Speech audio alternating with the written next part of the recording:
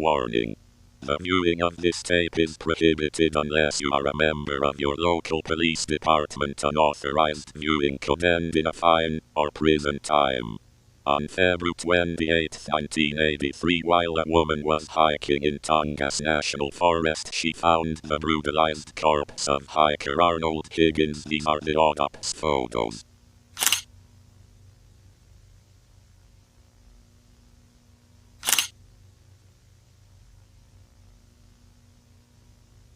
If you're examining a body near a tree folk, remember to not touch the body, leave as soon as possible, and come up with a fake reason of death to inform the family.